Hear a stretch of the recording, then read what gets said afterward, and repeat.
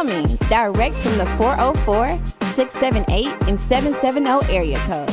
It's entertainment, details, and more right here on the Exquisite Sounds Podcast with your host, DJ and entertainment virtuoso, DJ Toryn L. Hey, what's going on, everybody? Welcome back to the Exquisite Sounds Podcast. It's your host, none other than DJ Toryn L. Listen, thank you for tuning in no matter where you're coming to us from. I want to go ahead and tell you first and foremost, I got some exciting news. If you haven't already discovered this, we've also got the Exquisite Sounds Podcast now up on YouTube. That's right. Some of you may not know, but you actually, podcasts are now actually on YouTube, and I'm excited that we've started putting this season here on YouTube. So if you haven't already, you're looking to, tune in at work or just maybe, on your smart TV or something like that, feel free to cruise right on over to YouTube and check out the podcast there. So listen, I want to give a couple shout outs before I get started today. First and foremost, I want to just say, hey, listen, if we're not already connected on social, we'd love for you to tap in with us. You can, of course, find Exquisite Sounds everywhere at Exquisite Sounds Ent. That's everywhere. So that's, our Instagram, our Facebook, our TikTok, our YouTube, of course. And then I also want to give a huge shout out to the ladies over at Hue I Do. If you don't already follow the Hue I Do podcast and some of the platforms that they've got, I'm going to encourage you right now to stop what you're doing. That's right. Stop what you're doing. I'm about to ruin. You can jump on over there and you can check out Hue I Do. They have got a great podcast that they've been doing actually for a couple of years. I've been a guest over there. I've definitely listened to a ton of episodes, and they have some really, really quality content. And I'm gonna drop another nugget here. If you aren't following them on Spotify, you should definitely check them out. I'm going to just leave it at that. Mic drop. I'm out. Now, listen, we are back with another Real Talk with Toryn episode, and I'm going to keep this real short and simple. This one here is something that, as I'm cruising Instagram or we're working events, and whether I'm working them or one of the guys are working them, and I see this in every city. I see it all the time with just various events. But this one right here, folks, is about the dance floor, right? So here we go. Now, couples will ask me all the time. They'll ask us as we're doing kind of our final preparation. They'll say, well, hey, let's talk about the floor plan. And now, honestly, more so than ever, we really push the conversation about floor plan. We say, well, hey, listen, we love talking about the music. We love talking about the vibe. We know this, we know that. But can you tell us, can we talk about the floor plan? Can we talk about where the DJ is going to be placed for your event? Now, doesn't matter if it's a wedding, a corporate event, a social event, everything that we're going to talk about today still holds true, right? And so here's my belief. Your DJ should not be more than 10, some may say 15, I'm going to go 10, 12 feet from the dance floor, right? And here's a couple of reasons why. I'm going to dive right into it. Now, as you're thinking about the layout of your room, you're probably thinking, I've got my tables, I got my decor, I got my food, I've got all these different things, right? But if you were having an event where you want people to get on the dance floor, you need to ensure, just my humble opinion, right, that your DJ is as close to the dance floor as possible. Here's the number one reason why, right? The number one reason why, and I've got 5, okay? But our number one reason why is power. Now, I know you're probably like, power, like, why does that matter? Well, one thing I've realized, even in doing some events recently, even in my own city, I've realized that power inside the venue may not be the same power as outside the venue. Didn't think about that, right? Now, as events become more complex, right, you've got people that are bringing in, TVs or projectors or dance on the cloud machines or cold sparklers or just different things. And then not to mention just running sound. You have to understand that two tops, two bottoms as speakers, right? We're talking speakers. We're talking DJ equipment. We're talking microphones. We're talking DJ lights. All those things draw power. And once they reach a certain amount of power, that's it.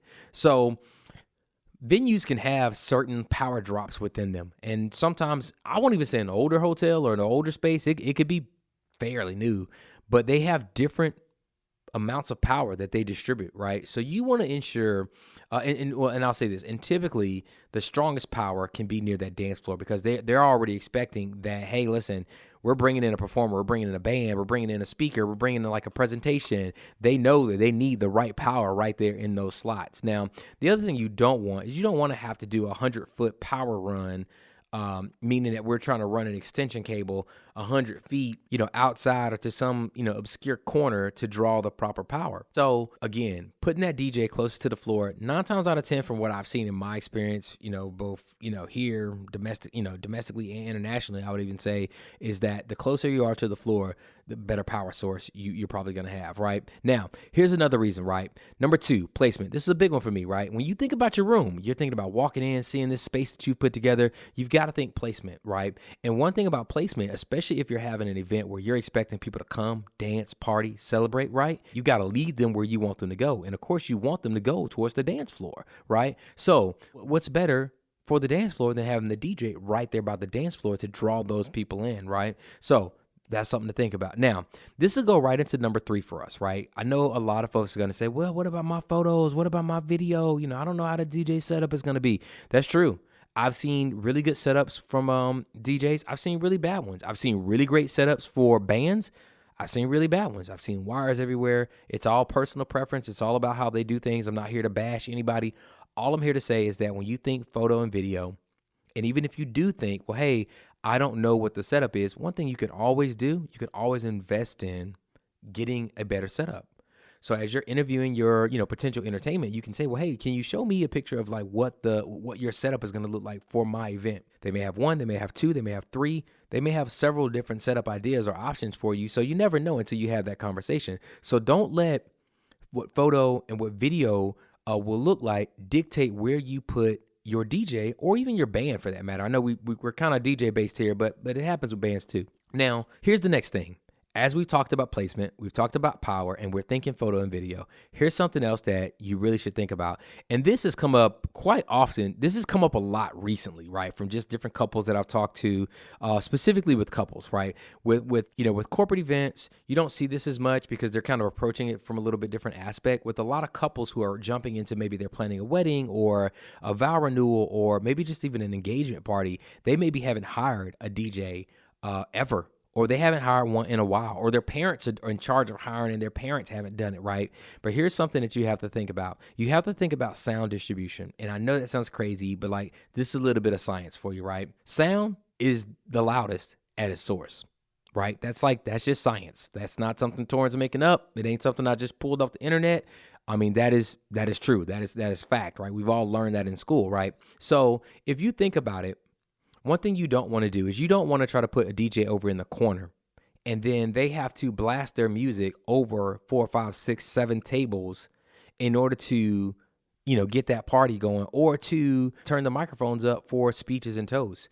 If the DJ were closest to the dance floor and the dance floor were the focal point of, speeches, toasts, entertainment for the evening, auction, whatever we're doing, then your sound is going to be right there in that area. And of course, now you got people tuned in to that area, right? So you've got people tuned in. We know the sound and the levels of the sound are going to be high right there in those areas. Now, if you got people that may be, sensitive or, they don't like loud noises, those may be the folks that I don't want to say push out, but we may situate them a little further out so that they, if they've got sensitive hearing or anything like that, that they are, not right up on the sound. But you want to think sound distribution, right? So that's something to always think about. So again, if DJ is carrying the party, he's getting everybody going, he needs to be close to the dance floor to ensure that his or her sound is good right there in that area. Now, last but not least, and this is my favorite, and I'm gonna close it out with this, right? So everybody's been to a really great party, whether it's a club, whether it's just, a family function, whether it's a corporate event, whatever. Everybody's kind of been there.